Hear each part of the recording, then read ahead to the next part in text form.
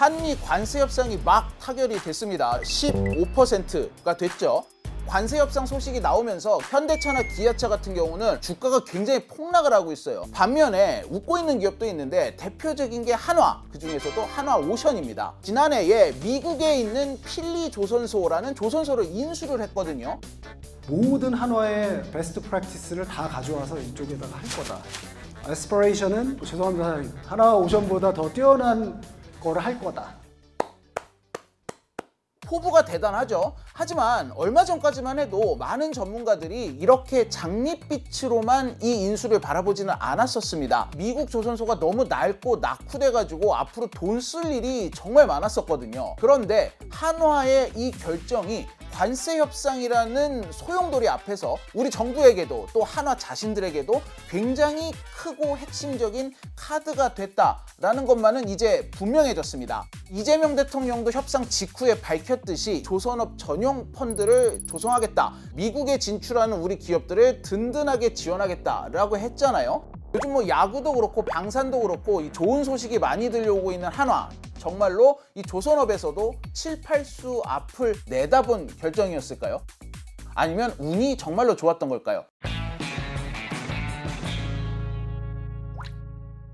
귀에 빡빡이는 이슈 맛집, 귀의 빡종원입니다. 한화오션의 미국 필리조선소 인수 비용은 1억 달러, 우리 돈으로 1,400억 원 정도 됐습니다.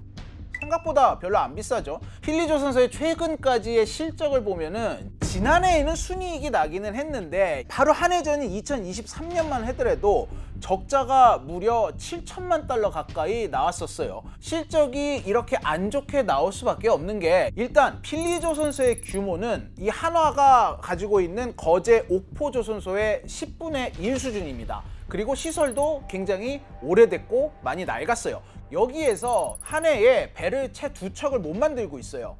필리조선소에서 21년 동안 건조해서 인도한 배가 총 32척입니다. 그런데 한화의 거제조선소에서는 1년에 40척을 인도합니다. 이런데도 이 필리조선소에 근무하는 인력은 1,800명 정도나 됩니다. 이게 우리나라 조선소 입장에서 보면 굉장히 많은 인력이라고 해요. 이 정도 되면 필리조선소의 사훈이 슬로우가 아니었나라는 생각이 들 정도인데 이거를 대표적으로 보여주는 게 주황색 대형 크레인이죠. 이게 조선소의 상징입니다. 골리앗 크레인이라고 하는데 모든 언론에서 다 지금 보시는 이쪽 방향에서만 찍었어요. 왜냐? 석 달 동안 한화의 상징색인 주황색으로 칠했는데도 앞면밖에 다 못 칠했다는 거예요. 이거 사실 우리나라였으면 일주일이면 다 칠하고도 남았죠. 한마디로 시스템이 망가져 있다라고 보시면 될 것 같습니다. 이런 필리조선소를 한화가 인수를 하면서 뭐라 그랬느냐, 생산량을 앞으로 10년 안에 10배로 늘리겠다 라고 발표를 했어요. 여기서 끝이 아니었습니다. 한화가 이번에 미디어데이 행사를 하면서 야, 우리가 들어와서 봤더니 10년도 필요 없을 것 같은데 5년이면 충분히 가능할 것 같은데 이렇게 밝혔어요. 이러다 보니까 여기서 일하는 근로자들은 신났어요. 엄마 나 취직 잘한 것 같아, 거의 뭐 이런 분위기입니다. 그렇다면 미국인들로서는 상상도 하지 못할 생산량 10배 증가 프로젝트를 도대체 어떻게 해내겠다는 걸까요? 일단 첫 번째, 세계 최고 수준인 여러 가지 공법을 미국에 이식을 시키고 또 생산 효율성도 극대화로 끌어올리겠다라고 얘기를 하고 있거든요. 대표적인 게 골리앗 크레인 아래에서 무슨 일을 벌일 것이냐가 들 수 있어요.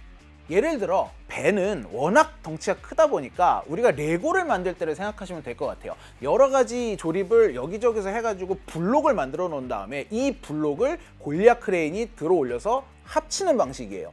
그래서 거제에 있는 한화조선소를 가서 보면은 골리앗 아래를 정말 말 그대로 블록을 조립하는 작업대로 쓰고 있습니다.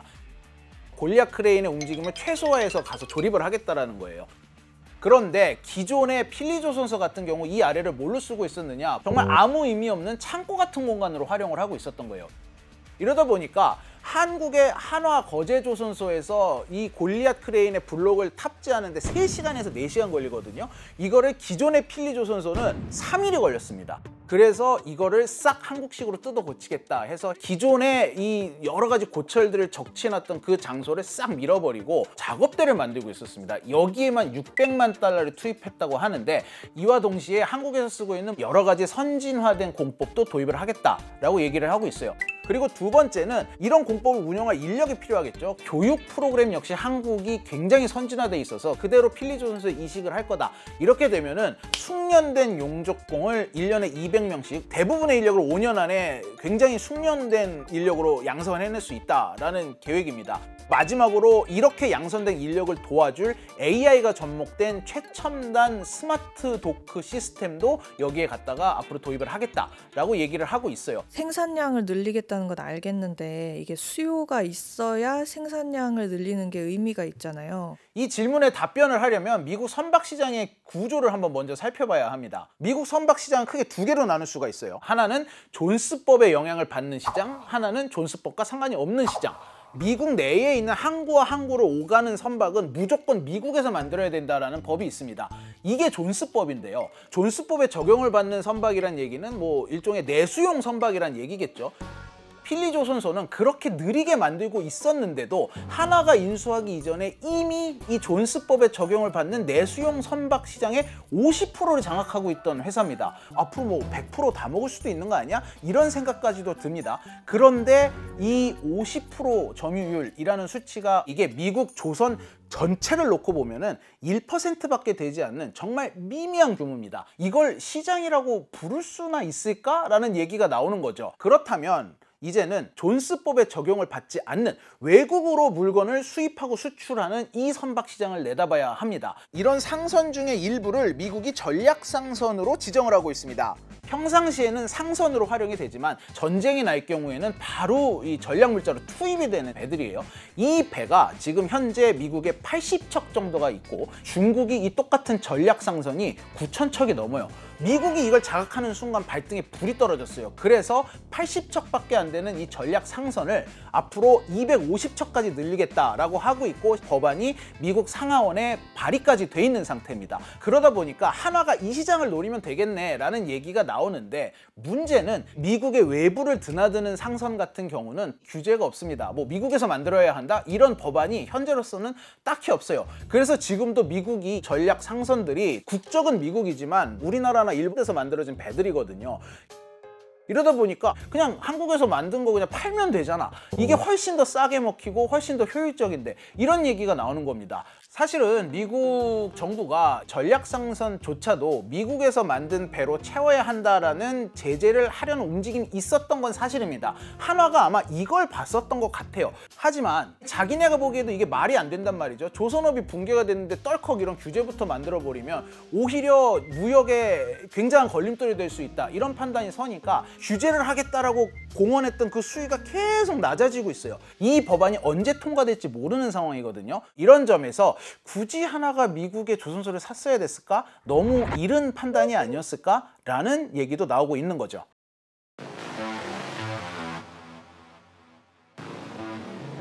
그러면 최근에 하나오션이 LNG 운반선 건조하기로 발표한 것도 희소식이라고 하기엔 좀 애매하지 않나요? LNG선이라는 건 크기도 일단 어마어마하게 크고 기술적으로도 굉장히 성숙돼 있어야지만 만들 수 있는 배거든요. 이거를 미국에 진출을 한 조선소가 바로 수주를 했다라는 점에서 굉장히 언론에 크게 나왔었죠. 그런데 이것도 좀 자세히 들여다보면은 갸우뚱한 부분이 있습니다. 이 통상적으로 LNG의 특징이 있어요. 주로 수입을 한 나라의 해운사가 LNG 선박을 발주를 합니다. 이러면 조선소에서 선박을 만들어주는 형태로 운영이 되고 있거든요. 그런데 이번 한화 필리조선소의 LNG 선 수주를 보면은 한화의 미국 법인인 한화해운이 발주를 했고요. 이거를 한화의 미국 조선소인 필리조선소가 수주를 했습니다. 그런데 여기서는 아직 LNG 선박을 만들 능력이 안 되거든요. 그래서 한국에 있는 한화 거제 조선소에 하청을 주는 형식으로 계약을 맺었단 말이에요. 한화는 이게 진정한 한미 조선의 이 협력의 모범적인 형태다라고 얘기를 하고 있어요. 그런데 문제는 제일 중요한 핵심이 빠졌죠. 이 실제 가스 계약을 맺어서 이거를 수입하기로 한 나라가 발주를 준 게 아니란 말이에요. 어떻게 보면은 수요 없는 공급을 한 거예요. 이러다 보니까 결국은 한국의 거제조선소에서 만들어주는데 미국의 필리조선소랑 뭐 그렇게 긴밀한 연관이 있느냐. 가스 계약을 맺은 국가에서의 정식적인 발주가 없을 경우 앞으로 LNG선을 계속 만들 수 있겠느냐. 이런 한계들이 얘기가 나오고 있는 거죠. 일본이 이번에 관세 협상 카드로 미국 알래스카 LNG 개발 공동 참여하기로 했잖아요. 그렇게 되면 더더욱 빛을 좀 잃는 거 아닌가요? 이렇게 되면은 미국이 LNG 선박이 필요할 때 일본에다가 이 선박까지도 다 몰아주는 게 아니냐. 우리나라 조선사들은 낙동강 오리알이 되는 거 아니냐. 이런 전망이 나왔었어요. 그런데 전문가들이 이 부분은 좀 약간 기우다라는 얘기를 합니다. 일본조차도 현재 조선에서 좀 점점 발을 빼고 있는 분위기다 보니까 LNG 선박 같은 초대형 선박을 잘 안 만든다고 해요. 심지어 자기네가 필요한 LNG 선박조차도 뭐 우리나라나 중국에다가 발주를 준다고 하거든요. 결국은 미국이 LNG 선박이 점점 많이 필요해진다면 그걸 중국에 줄 수는 없으니 우리나라 조선소로 이 수혜가 올 것이다 라는 전망이 다시금 나오고 있는 거죠. 다만 한화 입장에서 생각을 해보면 어차피 한국에서 한 거를 미국이 쓸 수밖에 없다면 이거는 미국 필라델피아에 조선소 있는 게 무슨 소용이냐, 뭐 이런 논리가 다시 등장을 하는 거죠. 사실은 하나도 이런 현실을 모르지 않았겠죠. 하나는 이 조선소를 인수하는 그 자체보다는 그 다음 스텝을 내다봤다라는 분석이 지배적이에요. 본인들도 그렇게 얘기를 하고 있고요. 이게 제가 요번 한화 조선소 취재를 하다 보니까 저희가 기획박정원에서 얼마 전에 다뤘었던 일본 제철의 US 스틸 인수 과정과 굉장히 여러 면에서 닮아 있다라는 느낌을 받았거든요. 현지의 장벽이 굉장히 높은 뭐 철강 시장 혹은 조선 시장에 진출을 하겠다라는 계획, 그리고 이걸 위해서 객김없이 퍼주는 전략, 이런 것들이 굉장히 닮아 있습니다. 한 가지 차이점은 미국의 철강이 쇠락하기는 했어도 그래도 여전히 생산을 하고 있거든요. 미국의 조선은 반면에 완전히 망해버렸다라는 걸 들 수 있을 것 같습니다. 결국 일본 제철 같은 경우에는 US 스틸을 인수함으로써 미국의 철강 시장 그 자체에서 수익을 내겠다라는 계획이라면 한화 같은 경우는 미국의 조선 시장을 발판 삼아서 방산 시장으로 가기 위한 발판을 산 거다라는 분석이 나오고 있는 겁니다. 실제로 한화가 이렇게 상업용 선박만 만들어서는 승부를 볼 수가 없습니다. 왜냐하면은 미국 조선 시장의 90% 이상은 결국은 군함과 관련된 방산 시장입니다. 여기에 진출을 해야지만 필리조선소를 인수한 진정한 빛을 볼 수 있다라는 얘기겠죠. 그런데 여기에도 한계가 존재를 합니다. 항공모함이라거나 구축함, 이런 메인 전력이 되는 배들은 4개의 조선소가 나눠서 하고 있어요. 이 아랫단계에 군수 운반함이나 이 초계함 같은 걸 미국의 민간 조선소 10개소가 현재 나눠서 만들고 있거든요. 한화는 일단 여기부터 진출을 하겠다라고 하고 있어요. 배를 만들기 전 단계인 기존에 있던 군함을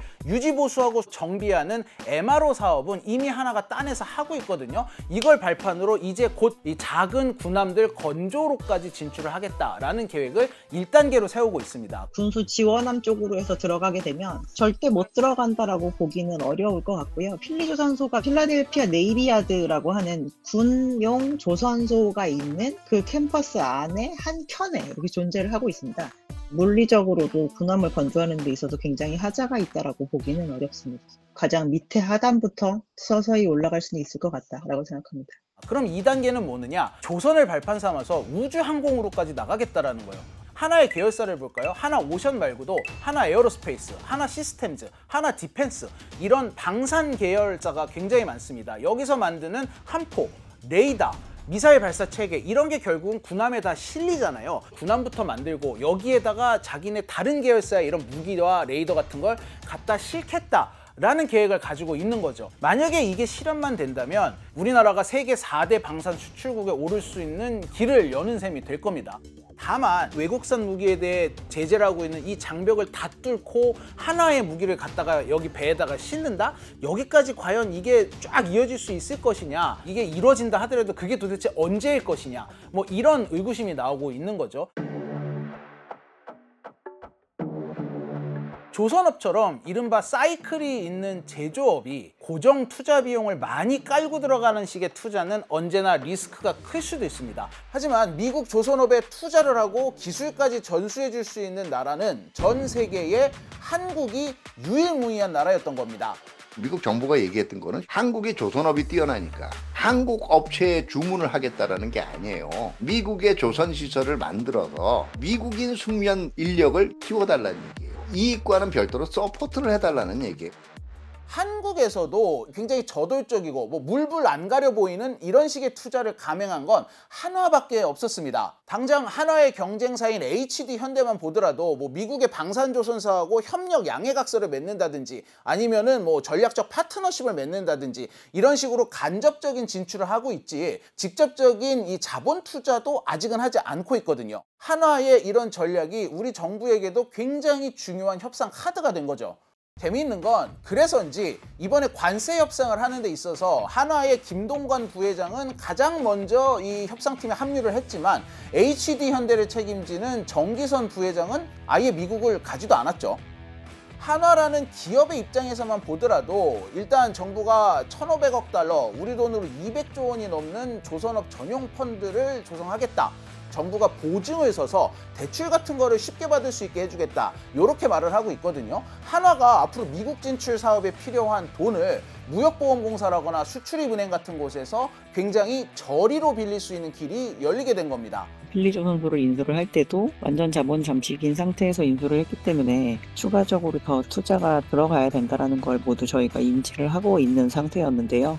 아무래도 이러한 펀드 조성으로 인해서 저희가 보증을 받고 대출을 통해서 투자를 넣게 된다고 한다면 한화그룹의 자체적인 금융 부담이 많이 줄어들 수 있을 것으로 보고 있습니다. 지금까지 설명했듯 한화의 미국 조선소 인수라는 전략은 굉장히 장기 플랜들이 많고 또 이 중간중간 변수도 굉장히 많습니다. 이러다 보니까 이게 어떤 결과를 맞이할 수 있을 것이냐 한 3가지 정도로 이 시뮬레이션을 돌려볼 수 있을 것 같아요. 대박이 터지는 경우라면은 조선에서도 어느 정도 이윤을 남기면서 방산으로 성공적인 진출을 하는 것이겠죠. 중박이라고 한다면 조선에선 돈을 까먹지만 방산으로 진출을 하는 게 될 겁니다. 정말 쪽박이라면 조선에서도 실패를 하고 방산 진출도 제대로 못하는 이거야말로 하나가 피하고 싶은 시나리오일 거예요.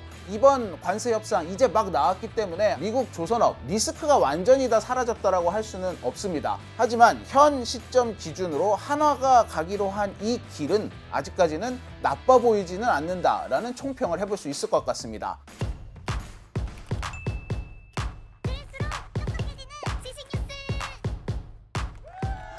고양이를 부탁해는 여기까지입니다. 다이어트도? 칼로리 신경 쓰지 말고 드세요. 대신에 키토식을 해보세요. 이게 박종원. 스브스 프리미엄 지금 다운로드하세요.